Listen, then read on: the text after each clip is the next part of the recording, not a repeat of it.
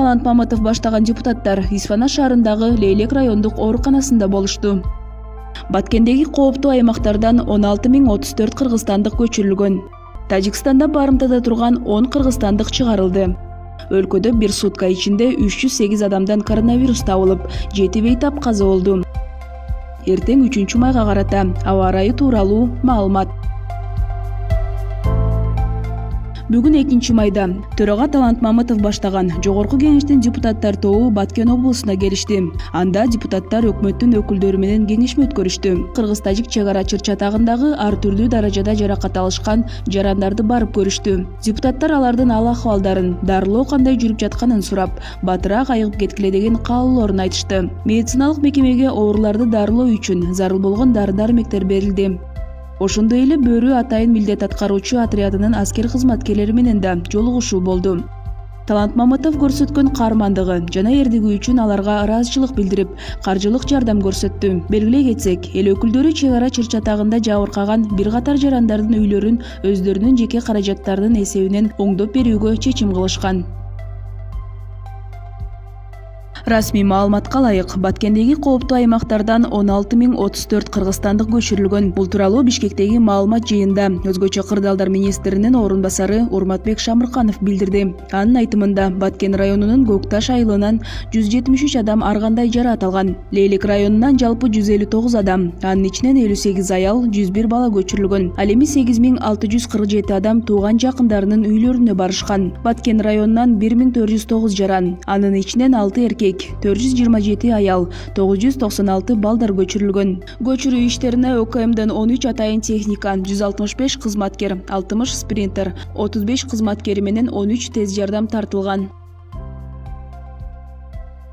Тажикстанда барымтада турган 10 кыргызстандык кайтарылды. Бул тууралуу өкмөттүн Баткен облусундагы өкүлчүлүгүнүн басма сөз кызматы билдирди. Маалыматка караганда, 1 майда саат 20:00 Кыргызстандын Баткен облусунун башчысы Өмүрбек Субаналиев жана Тажикстандын Согди облусунун башчысы Раджобой Ахмадзоданын сүйлөшүүлөрүнүн натыйжасында Тажикстанда барымтада турган 10 кыргызстандык кайтарылды. Белгилей кетсек, 29 апрелде эртең менен тажик жарандары тарабынан Лейлек районунун интернационал айылынын башчысы жана 9 жергиликтүү тургун барымтага алынган болчу. Алар азыркы учурда Лейлек райондук үй-бүлөлүк дарыгерлер борборунда медициналык кароодон өтүп жатышат.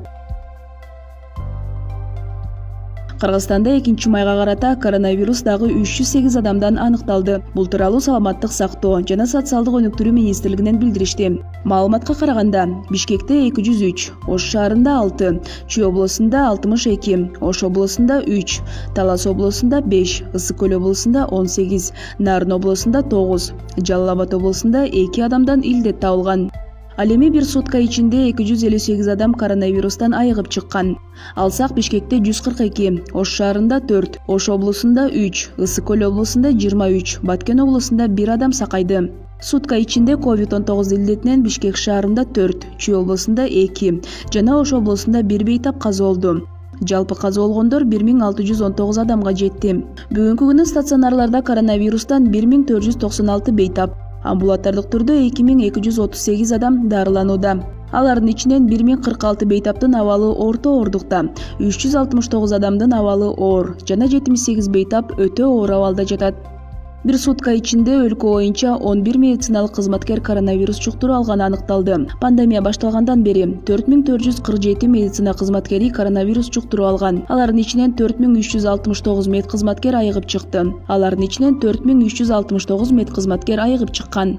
Кыргызстанда пандемия башталгандан бери 96060 адам коронавирус жуктурган. Алардын ичинен 89719 киши айыгып чыкса, 1619 адам каза болду.